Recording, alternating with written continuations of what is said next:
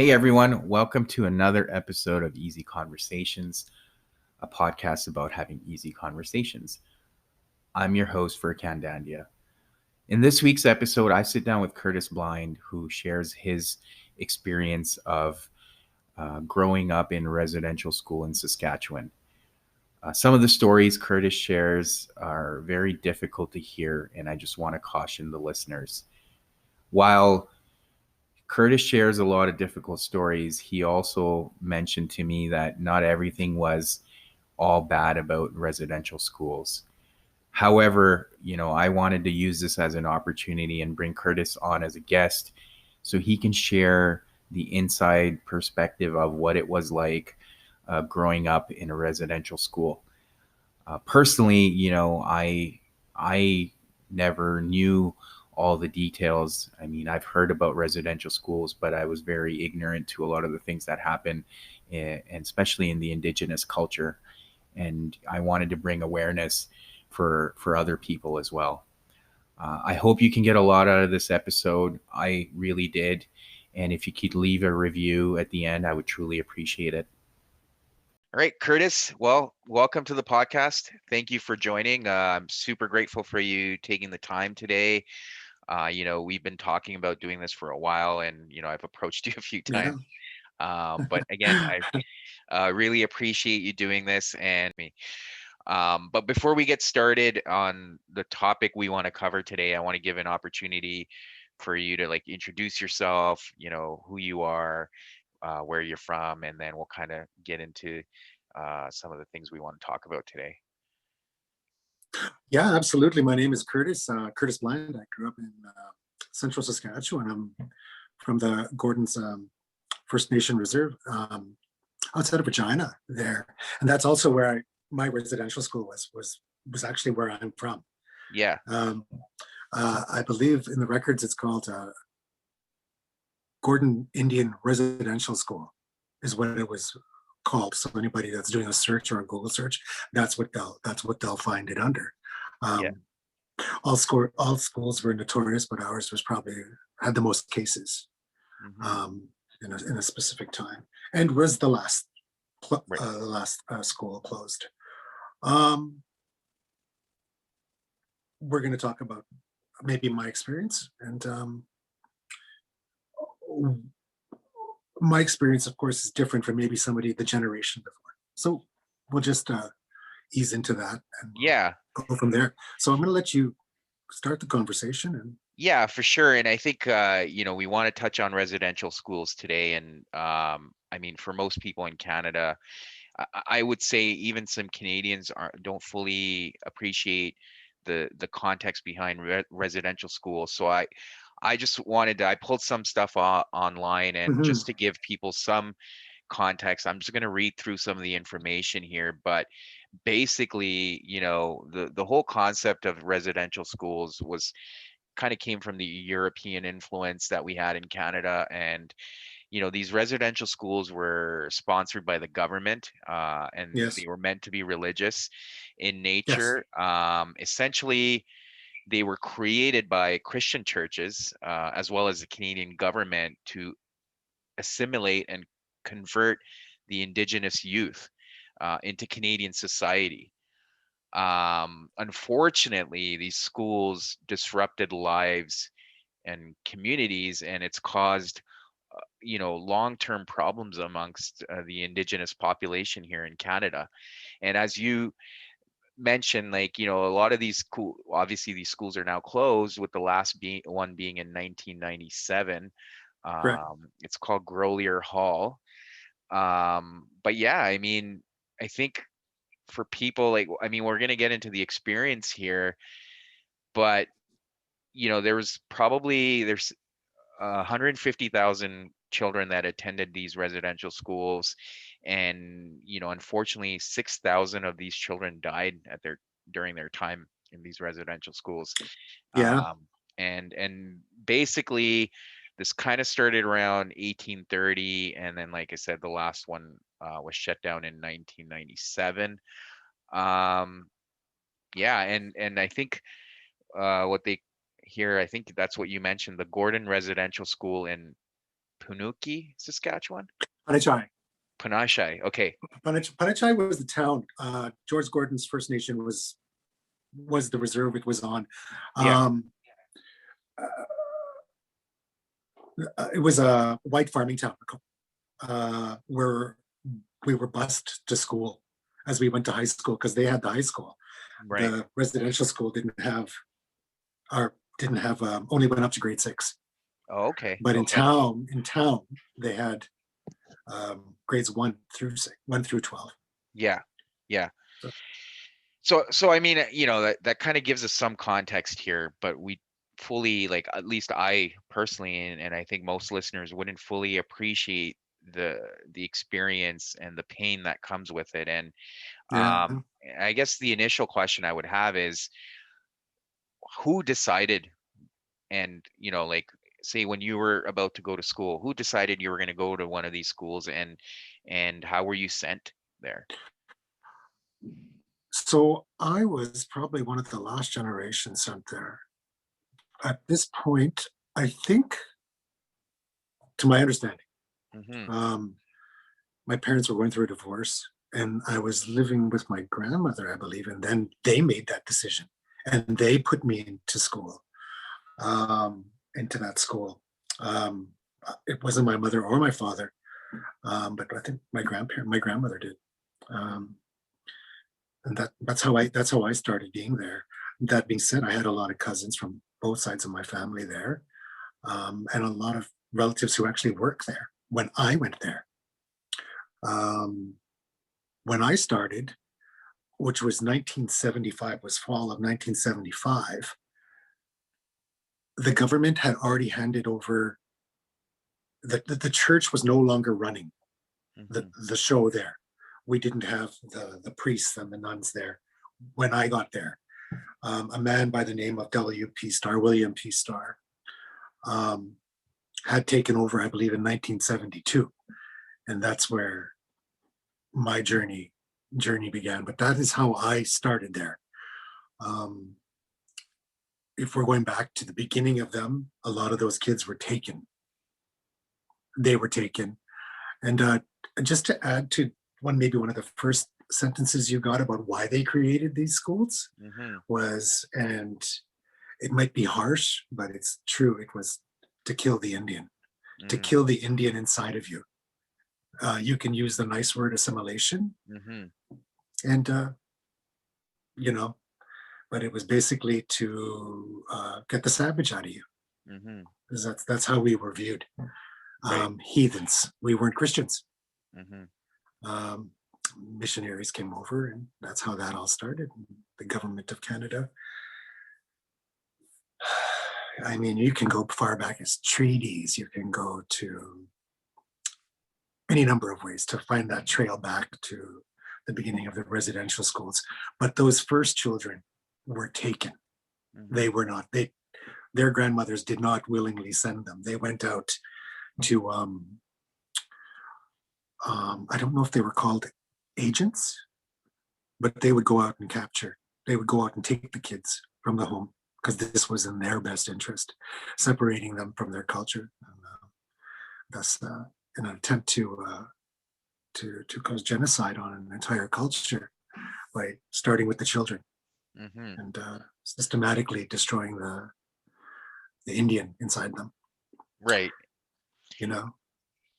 Yeah, and I mean, there's a few questions based on everything you've said. I think, I mean, the idea was if they can target the children, it would be easier to, like you said, wipe the culture out, and then for future generations, you know, the culture would basically be extinct. That's Absolutely pretty much the idea. And when you say taken, like, obviously it sounds like the parents, or whether the grandparents were involved, like they didn't really have a choice in this or a say in the matter. It was just these kids were taken, and that's it. There's no, like. Yeah, I think even up to as maybe 1940, the kids were still being taken, like just taken. I can't remember what these men and women were called that went into the reserves, some to remote communities, flying in, like just and grabbing the kids and taking them, and just these some of them never heard from those children again, never saw them again. Sometimes some of them, if they were lucky, returned in the summertime when school was over. And but like you said, that number you have, the 6,000 number, dead, nobody knows where those children are. They don't have graves, they don't have markers, they don't exist. So but there came a time when, okay, how am I trying to say this now?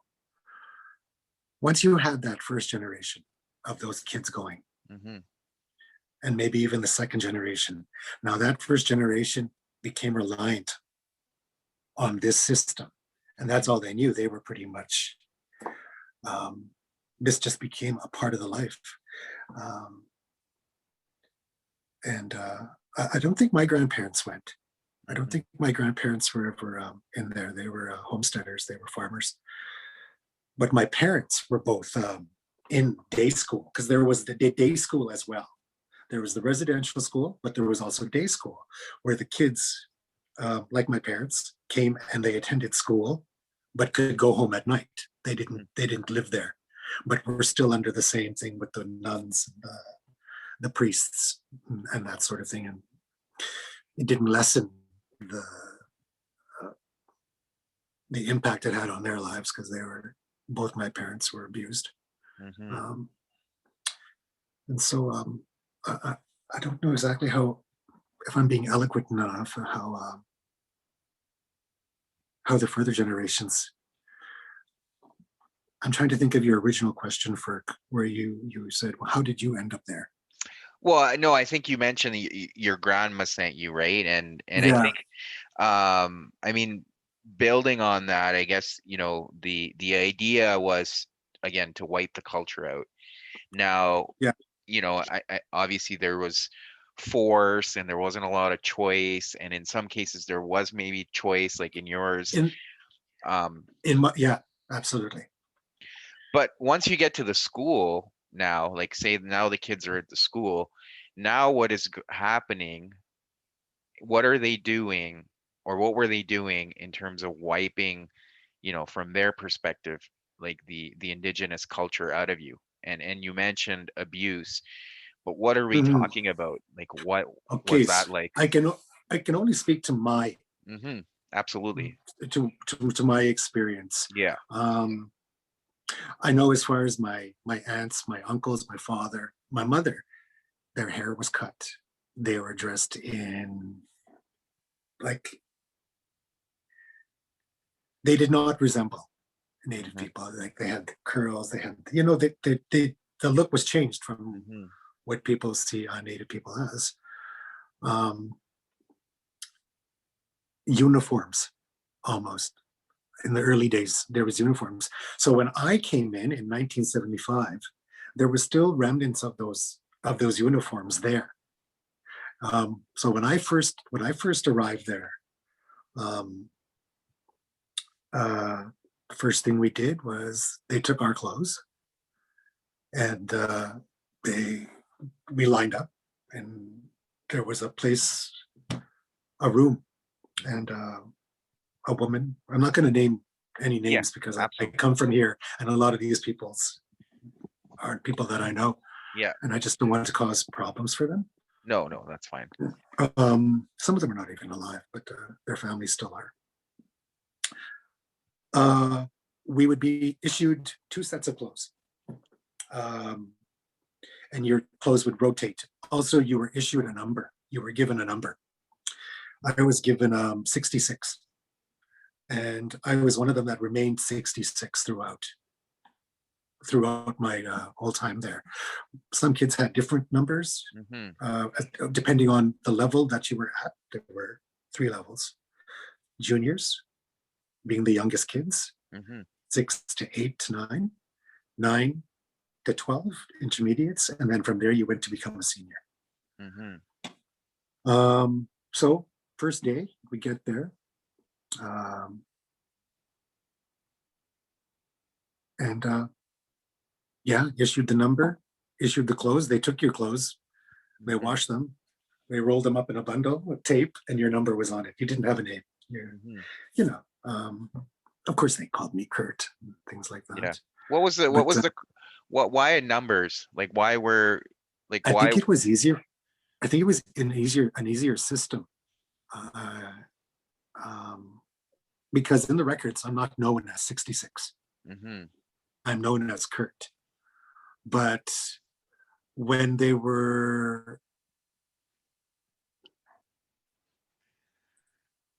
there was boxes um, in this one room, and each little box had a number.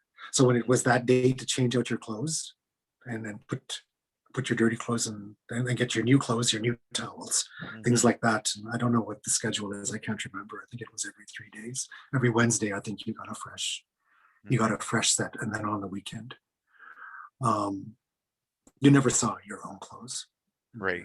until you went home, until like Christmas time, or then you Right. got your clothes back and you went home in your clothes. Um, during you would go to when you got back from school in the afternoon, they would do like a roll call. There you'd be in a big room with your group, intermediate, junior, whatever you might be, and that's how they would call you. They Mhm. didn't call you by your name; they called you by your number. 66 here, 4 here, that Mhm. sort of thing. They didn't say Kurt or Bobby or you know anything like that.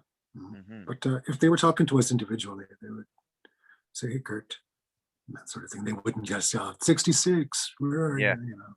Sort of thing. Yeah. No. So I think it was just easier to use those numbers um, as an identifying marker. Mhm. Um, like I said, I wasn't cataloged as 66, at least not in the records that I've seen Yeah. since in anything, any of the records. I don't, because at one point, when I was an intermediate or senior, I broke into the records room to see what my record had said, because Mhm. I'd acted out in a couple of things, and I remember I broke in. I got quite good at Yeah. that. So yeah, but I don't remember ever being called 66 on the records, and I don't think Yeah. anything. So yeah, so for juniors, you had in those days, if you ever look at the schools, they pretty much all had the same blueprint. I don't know if you've looked at any of the pictures, I but mean, it I've looks like seen a that. red.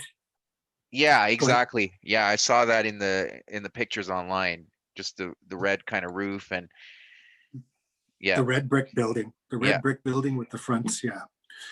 Um, so there was boys and girls sides. In my school, at least, there was split right down the middle, boys on one side, girls on the other. Mhm. And but on the top in those days when I first started is where the juniors were. I was 6 years old Mhm. in 1975, about to turn 7. So I was 2 years. I was in grade 2, Mhm. and I keep losing my train of thought. I'm sorry. No, that's okay. Um, you would let me. Do you have a question? Maybe that might make it easier Yeah, for no, flow. I guess just to again put it into perspective, like, you're 6, you've been taken to the school now, and essentially, um, all the kids would stay there, right? Like you said, I mean, you Yeah, basically there live was. there, and then you may get to go back on Christmas, but you didn't see your family otherwise. All you knew was the I teachers. did. I Okay. was lucky, but I was lucky because the grandmother who sent me there worked there. Okay. Yeah, she worked there. My grandfather was the carpenter Yeah. for the school. Yeah. The residential school at this time had become a source of employment Mm-hmm. for a lot of band members from the band members around. Right. Um, so it's not like I could just skip down and go and see grandma. Yeah, but I guess for most kids whose family members didn't work there, they essentially No, oh didn't yeah, see their and there families, right? was that was a. I'm sorry to interrupt. There was a majority of the kids. Yeah, they came from faraway places. They came from Yeah, hundreds, 200 kilometers away. Some came from Alberta. Mm-hmm. Um, and yeah, you really felt for those kids. Some of those, I remember one kid when we first started could not speak English. He could only speak Soto, which is a type of a native language. Yeah. Most of us were Cree there, but he was Soto, and he didn't know. He was just a tiny little guy. I don't even think he was even supposed to be there, Mm-hmm. but or was old enough to even be there. Yeah, his name was Mervyn. It was just, but you felt for this little kid, man. Like he was, you know, Yeah. most of us did not speak Cree at this time. It had already been pretty much drummed out of us. Mm-hmm. Um, my parents both didn't speak Cree, but my grandparents did. So Yeah. you can see the generation, how it went, how the assimilation and kill the Indian Yeah. was working, how it was successfully working. Mm-hmm. Um, but yeah, I was one of the lucky ones. My father did become a night watchman there. Mm-hmm. But that's a whole other story, and I don't know if we'll touch on that today. But if we do, um, that's pretty cool because with his experience, of course, it damaged him, both him and my mother, quite a bit. Left their Yeah. marks. But they grew up in the time of nuns and priests, Mm-hmm. and faced quite violent measures Yeah. by that from the hands of them, from the nuns in their Yeah. own way. Yeah. No, and I wanted to Uh, touch on that a little bit. Like if you're, mhm. if you don't mind sharing, like, you've I'll talked share about what I the, know. yeah, Yeah. you've talked about the abuse and stuff like that. Like, I guess the two questions I have based on that Mhm. is, what kind of abuse was there and why was it there from your understanding? For me personally, my story, Yeah, or in or general, like what you're aware of, like, because you've mentioned I abuse and don't like, know why they were so vicious. I don't know why these Christians. I mean, uh, were so terrible, mm-hmm, uh, and beating and doing what they were, but they were quite successful at what they were chosen to do. I don't know if the government hired them specifically, these mm-hmm, mean ones, because hmm, majority of them were.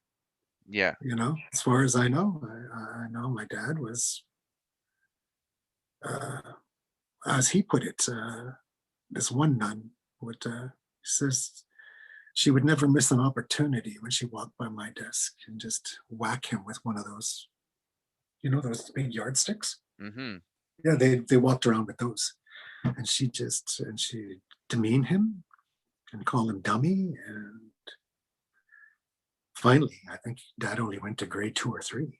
I know 6. I think grade 6 he went to, mm-hmm, but he was the oldest, and he was a day student, remember, but still exposed to those people as mm-hmm, well. mm-hmm, Um, my mom, both my parents were the oldest in their families, and when you're the oldest and there's a lot of kids, you eventually were called out to help with the yeah, kids. And yeah, dad left. He said, I wasn't learning anything anyways. I was just getting hit all the time. So I just left at grade 6 and went to work with his dad on the homestead. mm-hmm, But it definitely left his mark. It left its mark on Dad.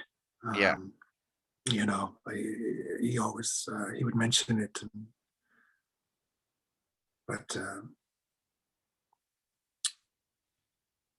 yeah. I'm sorry. I'm just thinking about my dad. I just lost him about a year and some ago. So I'm just thinking yeah, about Dad. yeah. No, I'm Same with sorry. same with my mom. Yeah, same thing. She was left-handed. She was left-handed, and my mom has this reddish tinge to her hair. Now Mm-hmm, you put those two together with someone who's a firebrand or a hellfire, and yeah, she was called a witch. They tie her hands behind her back, so she would tie right with the right hand, mm, cut her hair, and just cruel, yeah, unnecessarily cruel, but I guess necessary to what their ends were, to what they wanted to do, which was right. So they had an outcome in mind, and they used abuse as a form of conformity, right? And Or and was it bad rage. yeah, yeah. Yeah. And was it similar in your case, like when you were going to school? Like was it Then go or ahead. I'm sorry. had kind of been toned down like in your generation compared to your The parents? nuns and the priests were gone a few years before I think in 1969 or 1970 they were gone. So when I started in 74, a man had taken over uh, in that respect, and his name was William P. Starr, and Mm-hmm. that who would become the administrator for my time. Mm-hmm. Um, and this is where the abuse comes into play. Not only with I was going to call him Mr. Starr because that's what we had to address him as. Um, but he was for me and the guys I grew up with. He was what you would call grooming. He would groom us kids, us boys, and I'm just trying to be as clear as I possibly can and not lose my train of thought Mm-hmm. because it is very important how he did this. Boys 6, 7, 8. He didn't have full on touching at this point. He was make a game of it, almost a reward system because we were given allowance. I think it was a quarter or 25 cents in there because we also had a canteen, and this canteen also comes back into play in the story. So on Starr had this big desk in his office, and that's where you went to get your allowance and call you out or call your number, and you go up. And anyways, it would feel like it was a game. It was a male figure because a lot of us had absent fathers. A lot of us didn't have a father figure, and we're missing that. So this was our, I don't want to say father, I want to say this was our male figure. Mm-hmm. And anyways, this huge desk, 2, 3, 4 boys, because we were small. I got to remember a 6-year-old boy, 7-year-old boy. We're still quite young. Mm-hmm. And could fit under this desk, and Starr would make himself hard. And his pants were still on, but he would make it a game. He would bounce his dick in his pants. And you're a kid, so you think this is funny. Oh, look at this. This is, and that was the beginning of the grooming. That was the reward system. Okay, oh, look how fun this is. And then you were getting your 50 cents. You were getting your allowance. So that was the association. As things progressed as you went along, and I'm just going to go into brackets of junior, junior, intermediate, senior. So I was only a junior for I think a year, and I went into intermediates right after that.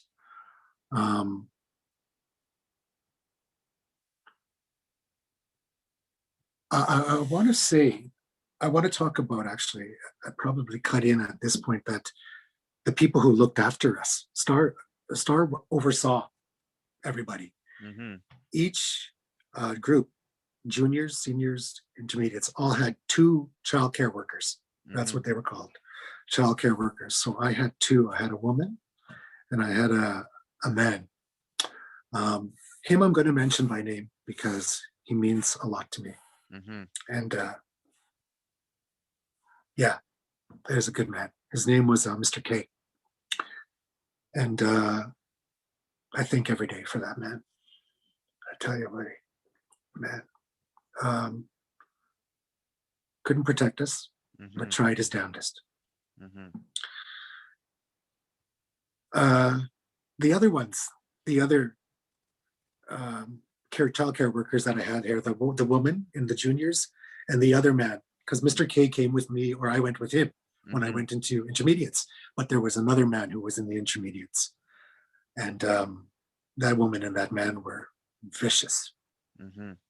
They were cruel.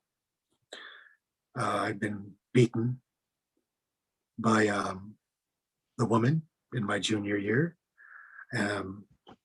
I was an effeminate boy, and she picked me out pretty fast, and she did not like that.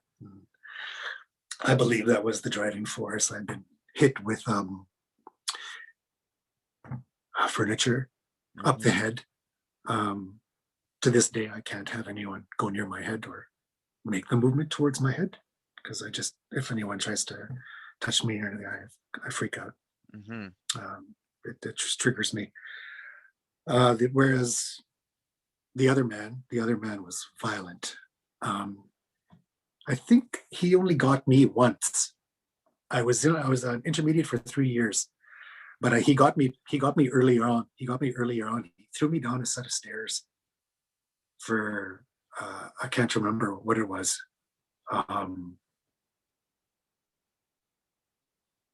Yeah, he had taken me, and so I was probably 7 or 8 when he did that. 7, I believe. 6, 7. No, I would have been 8 years old. He took me and he threw me down a set of stairs. And these were big stairs. Yeah. There was 13 to 20 steps in between each floor. So I went down there. My mother had not lived too far away. About 2 kilometers maybe was where she was living and working. And I had run away after that. And I just went to her and I just stayed silent. And then she just looked at me and says, "What's wrong? What's wrong?" And then just said, what is wrong? And I just lost it. And I told her what happened. Well, she grabbed me and cleaned me up. And then we went on the fastest walk I ever went on back to that school. And in front of everybody, she ripped that man a new one. "You ever come near my son again, I'll fucking kill you. You ever touch him again." So he never fucked with me again after that. But I watched him beat my friends stupidly. Cords, the cords of electrical appliances. Taking those off. I seen him grab people off the tops of the bunk beds, and just hearing the sickening thud of my best friend's head hitting the floor. I'm just going limp, but still being fucking beat. Just the life being beat out of him by this man, and we're standing there, standing witness to this, having not being able to do anything. So that's the childcare workers. Not all were bad. Those 2 were. But Mr. K, I just want to say, was a good man. And I was fortunate to have him as my childcare worker up until my teens, up until I think maybe the last 2 years. And then his story kind of ends with me there. But as far as STAR goes, we can move into the second portion of the grooming if you want, or did you have a question? No, I mean, I'm just I just I don't even know what to say. I think about it. My son's 7, 8, and I can't even imagine him going through that. So it's really tough to hear. And again, I thank you for sharing this, because it must be hard to talk about. But yeah, I think sometimes it is. I don't know why, but yeah, but it is sometimes. Because when you said, when I look at my son, or if I think about my child at that time, that's when it hits me, is when I see pictures of myself when I was 6 years old, and I went, who would do that? Because I learned to take myself out of that. Somehow through a survival instinct or through a defense mechanism, I knew I could remove myself from that. So I didn't see that until I grew up and was fully groomed and fully when you don't know differently, you don't know it's wrong. You don't know it's wrong because you don't know differently. As you got older, you knew something was not right, that this was not right. Yeah. But this is the way things were. Let's put it that way. Yeah. There was no, I'm going to move into the intermediate part, which Yeah. is when the abuse gets heavier. With Star in particular, because that's where a majority of my abuse came from. Mm-hmm. So I turned into an intermediate. Now, by this time, the grooming was continued as you get older with more games and more of a reward system. Your allowance was upped. He also had this room. And in the room, he had a TV. You got to remember, this is way back in the 70s, early 80s. And he had a sauna. Mm-hmm. He had a sit-down sauna for one. And no one can see me, so I don't know why I'm making the motions of Yeah. this sauna. But imagine a full-grown man sitting in a box.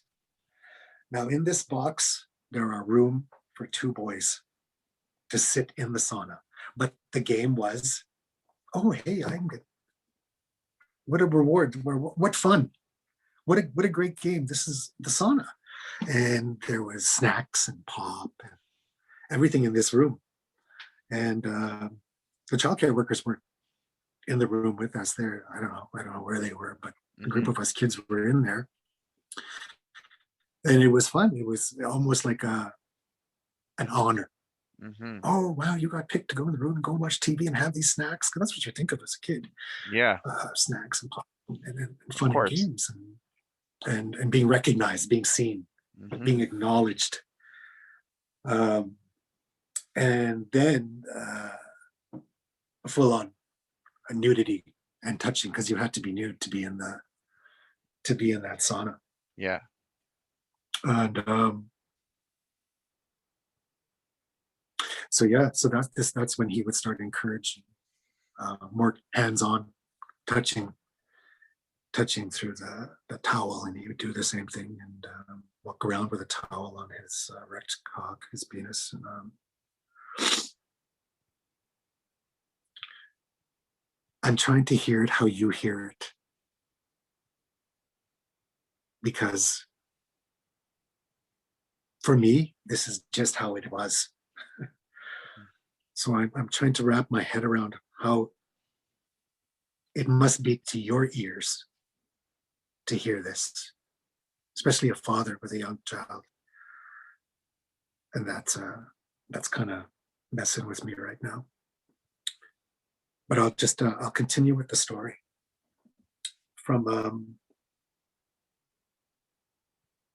I was a intermediate for 3 years, and then I moved into a senior. I think when I was starting to be, I think I was 12. Maybe I was an intermediate for 4 or 5. Is that the math? Because I think I was about 12 years old when I became a senior. And that was scary as hell. The older boys were in there. And that being said, there was also abuse from the older boys on the younger boys, because that's what they were taught. That's what they were taught. That's what they knew. And they were coming into puberty and coming into this, and it was an easy mark. So as a young guy, you were getting it from all fucking ends there. The supervisors, childcare workers, Star, and the older boys. So I became a senior, and that's when the full-on physical, like the full-on sexual assaults started happening. And that was, I don't want to say natural progression, but that seemed the way it worked. The way he did it, the way he groomed was very methodical. He was a very methodical predator. And around that time, I think it was my last year of the intermediates, I was sick one day and I had to stay home from school. And I was parched, or I needed milk or something, or I wanted something to eat because I'd woke up and I was hungry because I missed school. And around 10:30 each morning, the childcare workers would all meet down in the kitchen, in the dining room. which is where we all ate. And on this day was when I learned that they knew. They knew what was happening to us. They were making jokes about it. They were laughing about it. And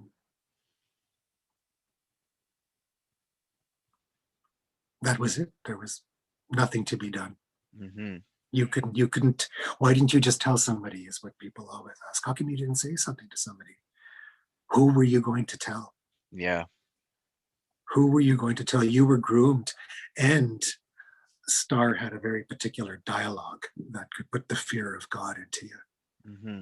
That could, he had a way of saying things, or withholding and not including in the fun stuff, like Mm-hmm. the motorbikes. 'Cause in the seniors, there was motorbikes. There was trips, there was all sorts of things. The rewards were always there, as part of that whole structure that he had for grooming.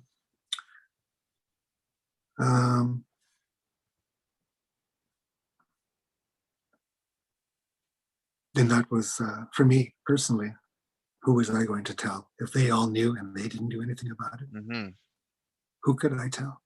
And Yeah. at that point, the shame, when you're turning into a young man, and you know what that's like, you don't want to say that you're being touched. You don't want to say that, you're losing your sense of manliness, or you lost that power. And it's a very shameful thing. So that's why we never told anybody. We internalized that. Mm-hmm. And you know what happens there when you internalize that kind of trauma. Yeah, and I guess, I mean, the fact that you guys were almost like isolated, even though all of you kids were together, but you were isolated Mhm. by the staff. You really didn't have anyone other than this one person who showed you affection or bribes or prizes or rewards. Mhm. And it's such psychological manipulation Oh for yeah, little kids, right? Because the only person that you could trust was this person was the who, man in authority, but also the yeah, man who was signing the checks. yeah, And I'll, like I said to you, my grandparents both worked at that school, and Star was also a family friend. Star was at their 50th wedding anniversary. They looked up to Star. They thought the sun rose and set on Star. Who was I going to tell? mm-hmm, mm-hmm. Who was I going to say anything to? So that answers the question. Why didn't you say anything to anyone? Yeah, no, and But again,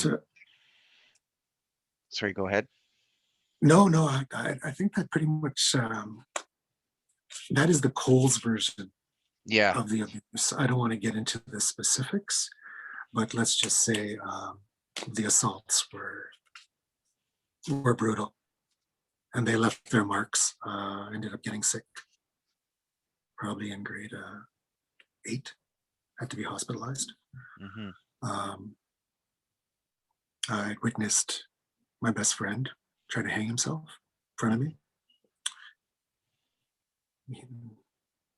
Yeah, just I saw some other kids committed suicide during their tenure at school. It wasn't a lot, but there was some, but not in the school, because the girls were also being abused.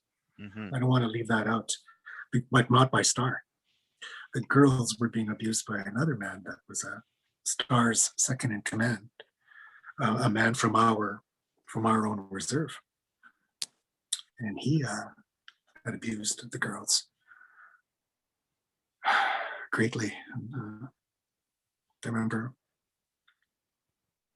just hearing, she killed herself. She didn't come back.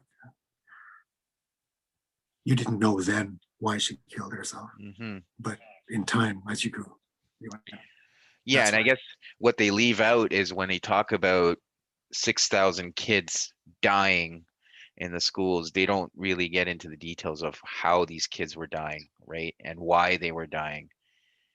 I think with that number, I think a majority of those numbers is because a lot of those kids back then had whatever illnesses came along through the school that they weren't immune to. Um, European illnesses, TB. TB was a big killer. Was a big killer for the kids, and they would just put him in a grave, just put him in the dirt, no marker. Couldn't tell the parents because there was no way to communicate with the parents. The kids just would never. Some people just don't know whatever happened to their kids. Some died running away, frozen to death, trying to get away, running away from their abusers, trying to get home to their people, getting lost in the snow. One of the more famous stories is Charlie Wenjack. Was a sad story in Ontario, and a young boy just trying to get home, and he died. But that's just there are records, like if you go online, you hear this. The handwritten accounts they're very brief. Oh, 2 girls went swimming. Oh, they drowned. These are their names. That's it. No investigation, no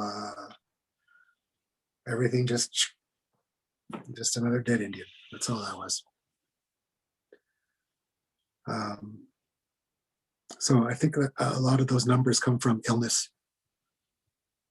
The kids not being able to handle, I don't know, a European illness like TB, or a lot of those illnesses came from when colonization happened.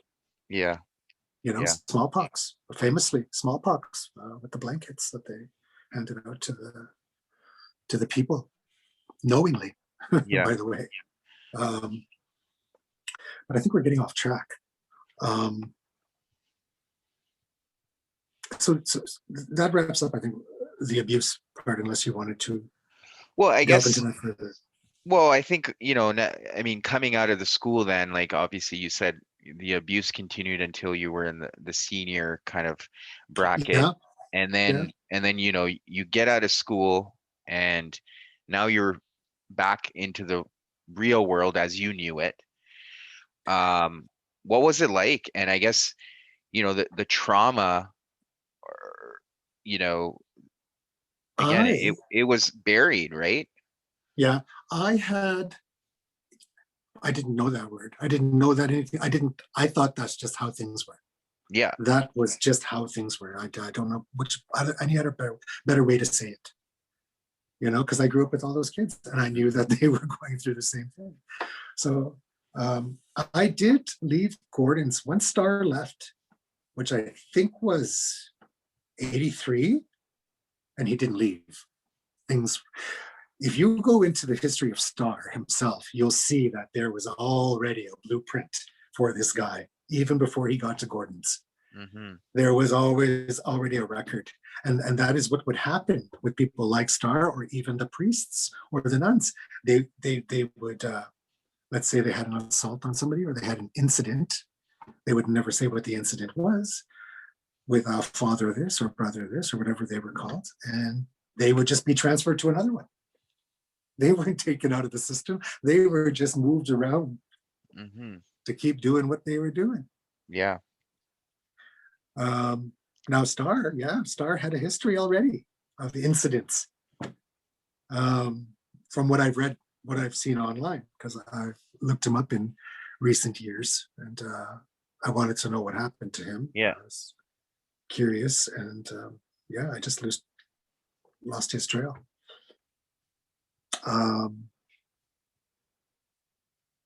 I do want to go a little bit, maybe more into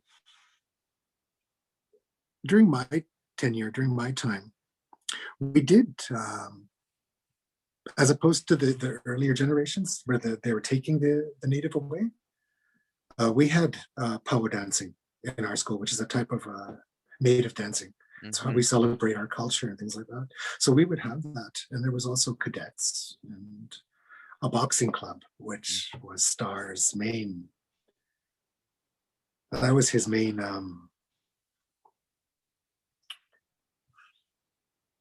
his main thing. A lot of the boys that were abused were boxers. Mm.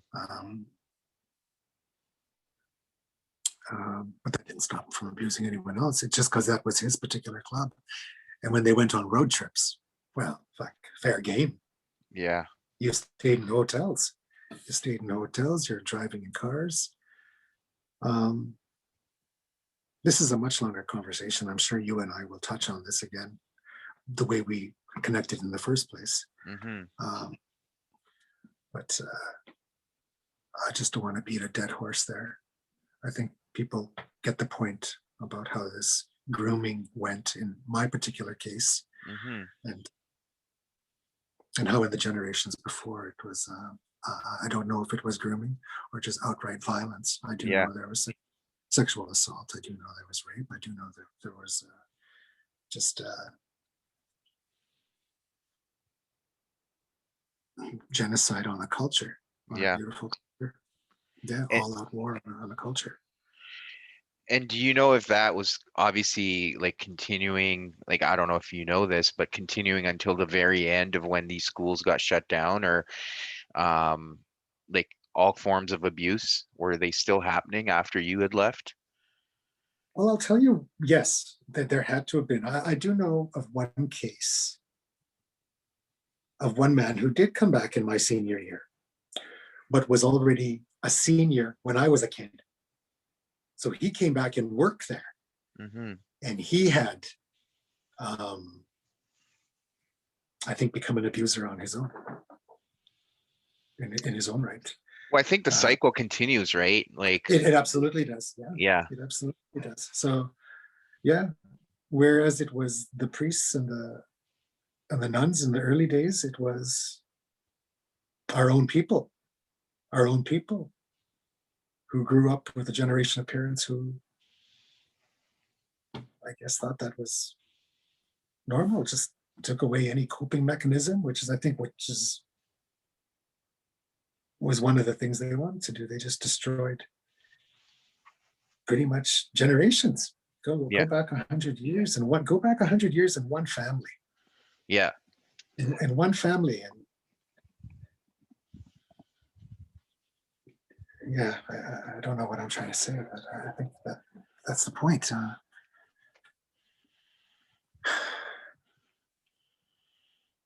Why the culture is so in such a bad state of affairs, how you see rampant suicide, you see rampant drug and alcohol abuse, you see in reserves still Yeah. such extreme poverty.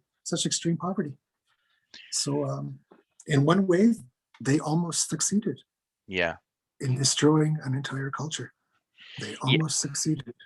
And I guess people don't necessarily appreciate that impact, right? Because I mean, most people are like, Mhm. well, like, how come this community can't get out of it? They get all these benefits, they get all this help, but it's like the perpetual cycle continues because, systematically, the kids are growing up in the same system and they're learning the Absolutely. same.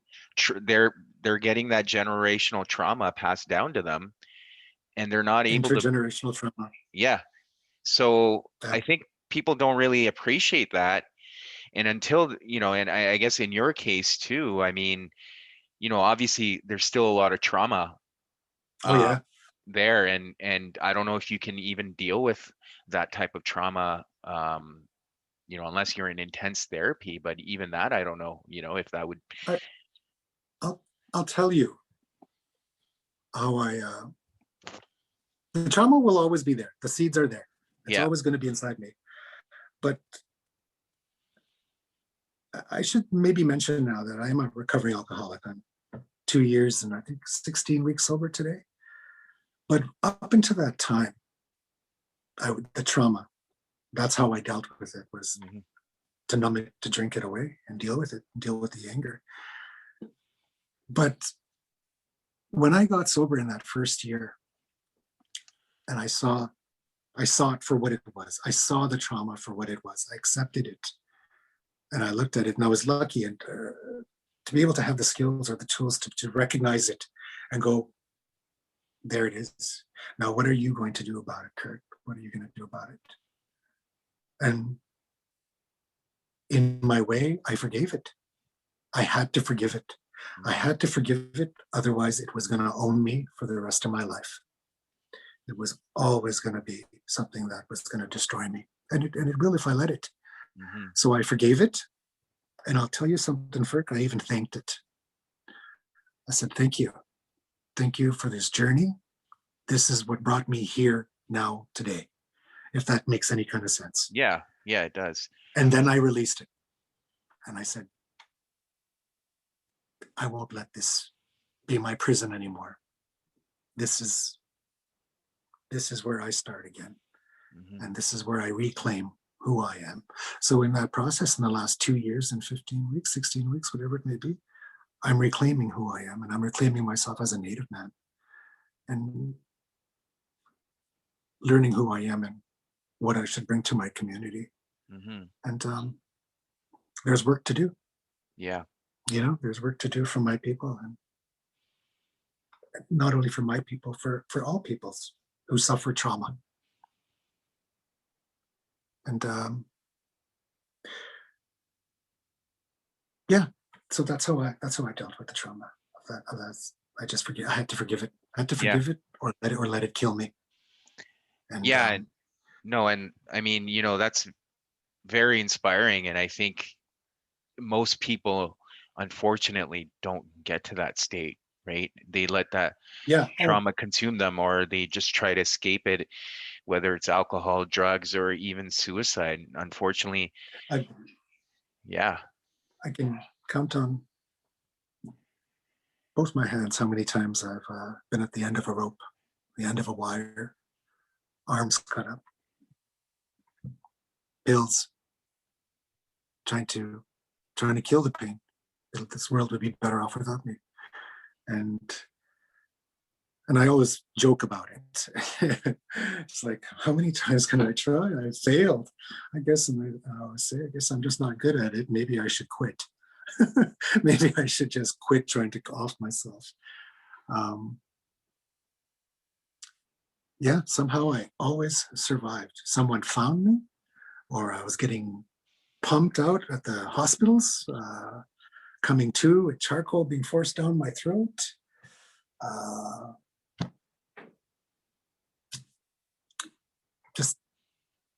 I was, if you can call that lucky, I survived all those attempts. And I'm grateful for that. And I guess in the end, that was another thing where I just said, I guess I'm here for a reason. I'm not meant to die. Mm-hmm. So that helped along with the recovery as well. And there's something I have to do. So I'm still trying to figure that out. Yeah. What I'm here to do. But there's a reason. Yeah. But we may have gotten off topic there.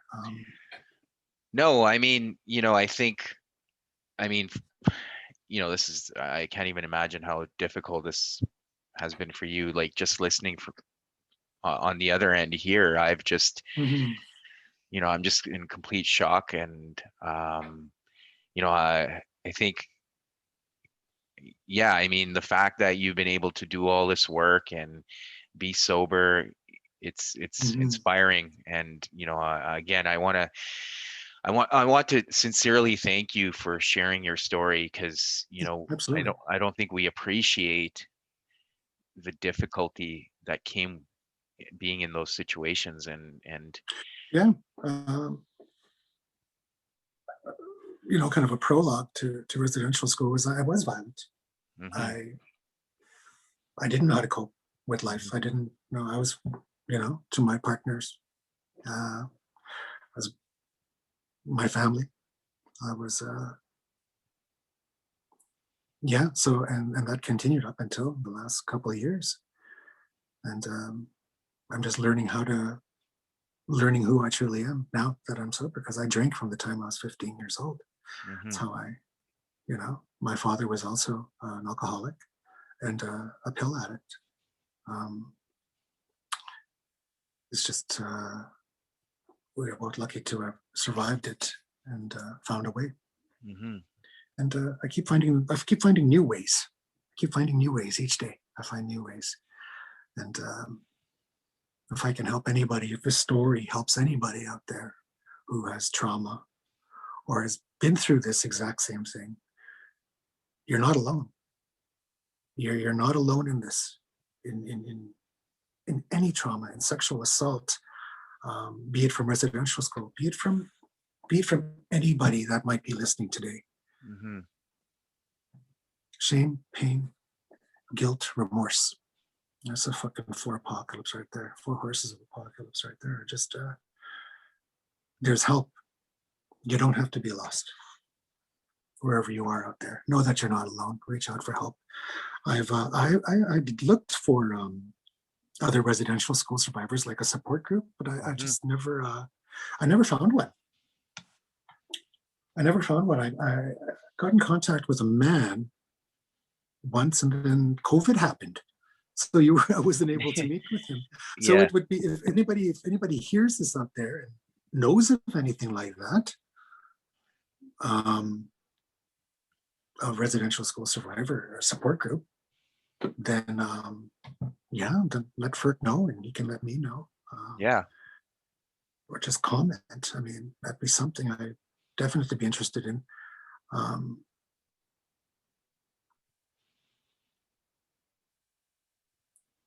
Yeah, that's, I think, one of the main reasons I wanted to talk about this today, was just to let people know you're not alone.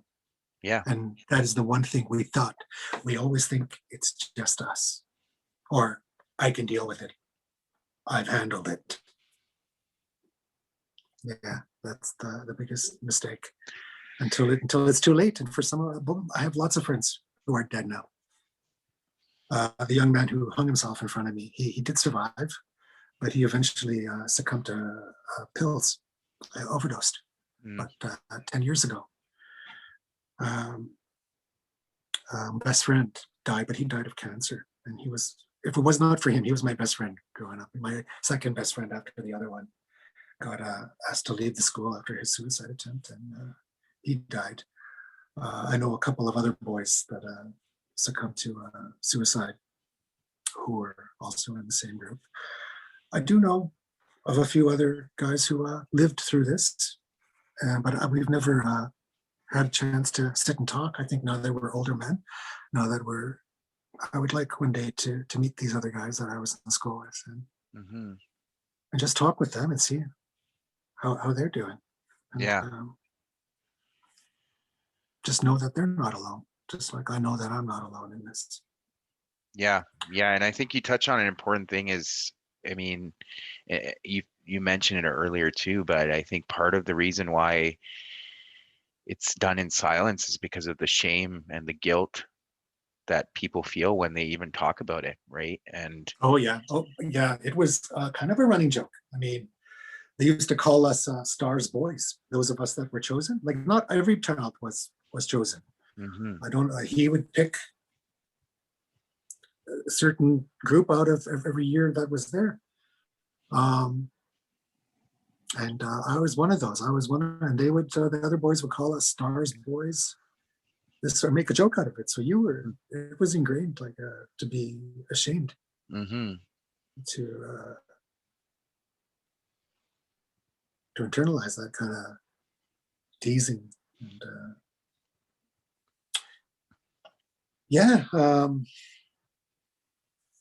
that's that. But I'd like to say that I don't have the storybook ending. I mean, but I have so far a story to continue, and a lot of them don't have that. 6,000 is the number they put on it. Chances are there's more. Well, and I think all those other children that disappeared.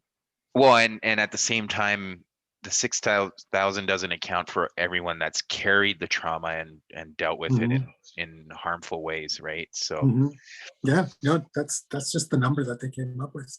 Yeah. That they that doesn't those children that froze to death, those children that died. I mean, It's a horrible legacy. It's a horrible legacy, and one of the reasons I did this today is because a lot of people don't know that residential schools even existed. They don't know that Yeah. this happened. One of the greatest tragedy of Canadian history. A lot of people, it's not taught in school. I don't know if it is now. I don't know if it's part of the curriculum. But it definitely should be. You know, again, a lot of it is what we hear in the media or through hearsay. Unfortunately, you know, there's not a lot of accurate information out there, as you mentioned. No. And even the whole idea around residential schools, it's not talked about. You know, I don't think most people even know the concept of residential schools to begin with. So like even knowing the type of abuse that took place, it's far-fetched. Like even for me, you know, I didn't appreciate the extent of it, and I think that's part of the problem is the awareness isn't there, and we only hear one side of the story. And I think part of this is, you know, podcast is to bring that awareness, and hopefully people can learn and have more of an appreciation, or if they can even do more to support the community, because, you know, like that's what the community needs is support, and not be judgmental. I think that's part of the other problem is, you know, there's a lot of judgment that gets passed around. Be curious, Yeah. not judgmental. Instead of being curious, train your mind to be curious, not judgmental. Everybody has a story. Yeah. Everybody has pain. Everybody. So before you pass judgment, just remember that's a human being too. And I have to work on that as well. I mean, every day. I have to work on that as well. And remind myself just to be curious and learn. And we all got a lot of work to do. For sure. About everybody's culture. And just to bridge these divides and this ignorance and this knowledge is key. Knowledge is the only way to for sure. No, and Curtis, again, I just want to thank you for doing this and sharing your story. Like I said, you know, it must be really tough to talk about, and you know, I'm glad you are where you are today with all the work you're doing and having that different mindset. And you know, I'm super grateful for you to come here and have this conversation with me. Well, that's the end of the episode. Thank you again for tuning in and showing your support. Until next week.